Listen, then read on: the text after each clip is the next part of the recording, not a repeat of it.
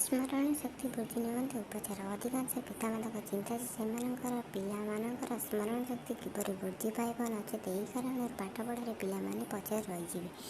ଆୟୁର୍ବେଦ ବିଶେଷଜ୍ଞଙ୍କ ମତରେ କେତୋଟି ସରଳ ଘରୋଇ ଉପଚାର ଯାହାକୁ ନିୟମିତ ପାଳନ କଲେ ପିଲାମାନଙ୍କର ସ୍ମରଣ ଶକ୍ତି ବୃଦ୍ଧି ହୋଇଥାଏ।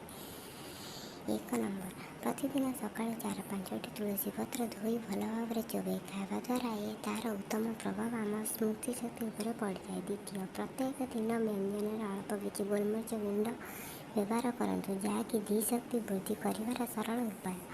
3ୟ, ମିଶିରି ଫୁଟା ପାଣିରେ ଶୀତ କାଳରେ ଦେହ ପାଇଁ ଉପକାରୀ ହୋଇଥିଲା ବେଳେ ତାହା ମଧ୍ୟ ସ୍ମରଣ ଶକ୍ତି ପାଇଁ ସହାୟକ ହୋଇଥାଏ।